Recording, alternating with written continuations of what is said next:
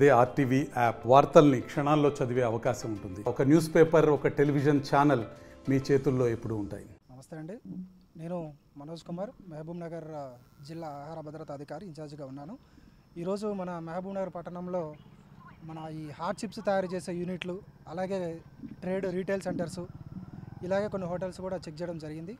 ఈ తనిఖీలలో భాగంగా మేము గమనిస్తుంది ఏంటంటే, వీళ్ళు తయారు చేసిన తర్వాత దాని మీద ఎక్స్పైరీ డేట్లో వేయకపోవడము, తర్వాత ఎప్పుడు తయారైంది వేయకపోవడము, లేబులింగ్ సరిగా లేకపోవడం అనేది మిస్టేక్స్గా మేము గమనించడం జరిగింది.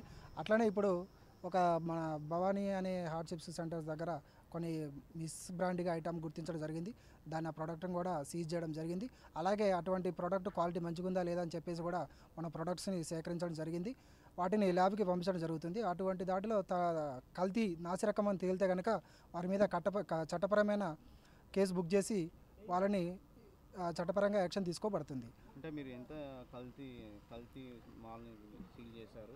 కల్తీ ఇక్కడ సీల్ అనేది మిస్బ్రాండ్, అంటే లేబుల్ డిక్లరేషన్, లేబుల్ సరిగా లేదనే కారణంతో, ఎప్పుడు తయారు చేస్తుండే ఎప్పుడు లేదనే ఉద్దేశంతో ₹1,00,000 విలువైన స్టాక్ను మాత్రం మనం సీజ్ చేయడం జరిగింది. అలాగే ఇప్పుడు వాళ్ళు ఒక లేబుల్ డిఫెక్ట్స్ అయిన సరిదిద్దుకున్న తర్వాత వాళ్ళకి అవకాశం ఉంటుంది. అట్లాగే ఆ ప్రోడక్ట్ చెక్ చేయడం జరుగుతుంది, ల్యాబ్కి పంపించి అందులో నాసిరకం అని తేలితే మాత్రం వారి మీద క్రిమినల్ కేసులు బుక్ చేయడం జరుగుతుంది అన్నమాట. మీరు జనాలకు ఏం చెప్పబోతున్నారు? నేను పట్టణ ప్రజలకు, మనందరికీ, కన్జ్యూమర్స్కి చెప్పదలుచుకుంటుంది ఏంటంటే, మీరు ఒక ప్రోడక్ట్ కొనే ముందు అసలు అది ఎక్స్పైరీ డేట్ ఉందా, ఎప్పుడు తయారవుతుంది, ముందుగా అది చెక్ చేసుకోండి. అట్లనే మీకు అప్పుడు దాని యొక్క ఫ్రెషా కాదనేది ముందుగా మీరే అవగాహన చేసుకొని అప్పుడు ప్రోడక్ట్ తీసుకోవడానికి బాగుంటుంది అనమాట. అటువంటి ఏదైనా డిఫెక్ట్స్, లోపాలు కనిపించినట్లయితే మా దృష్టికి తీసుకురండి. వాటి మీద క్వాలిటీ పరంగా మిగతా ఎటువంటివి ఉన్నా కూడా వాటి మీద చట్టపరంగా చర్యలు తీసుకొని వారి మీద కేసెస్ రిజిస్టర్ చేయడం జరుగుతుంది. టౌన్లో మ్యాక్సిమం హోటల్స్ కూడా చాలా నీట్నెస్ లేక కూడా హోటల్స్ కూడా దాదాపు కూరగాయలు కూడా కూలిపోయిన కూరగాయలతో కూడా ఉండదు, దానిపైన యాక్షన్ తీసుకుంటారు. ఈ మధ్యనే మనం మొన్న హోటల్స్ కూడా మొత్తం తనిఖీ చేయడం జరిగింది. అటువంటి వాటిల్లో మనకి ఉన్నాయి, మన కొన్ని హోటల్స్ ఉన్నాయి కూడా, వాటి పేరు మనం కూడా రిజిస్టర్ చేసినాము కేసులు మొన్న కూడా. అక్కడ కూడా మనకి ఎవరైనా కుళ్ళిపోయినవి లేదా ఫ్రిడ్జ్లో స్టోర్ చేసినటువంటి ఏదైనా ప్రోడక్ట్లు దాచి అట్లా కస్టమర్స్కి సర్వ్ చేస్తే మాత్రం యాక్షన్ మాత్రం చాలా సివియర్గా ఉంటుందని చెప్పడం జరుగుతుంది.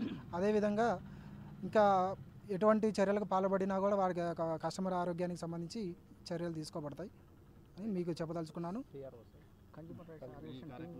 ఈ కార్యక్రమంలో మనతో పాటు ఇవాళ కన్జ్యూమర్ రైట్స్ ఆర్గనైజేషన్స్, ఒక NGO సంస్థ కూడా మనతో పాటు ఉండి మనతో పాటు పాల్గొనడం జరిగింది. మీది ఏదైనా ప్రాబ్లం ఉన్నా కూడా మీరు మా దృష్టికి తీసుకురండి, వాటిని ఇమీడియట్గా యాక్షన్ ఉంటుంది. ఎవరైనా కల్తీకి పాల్పడితే మాత్రం వాటి మీద కఠినపరమైన చర్యలు చట్టపరంగా తీసుకోబడతాయి. Thank you.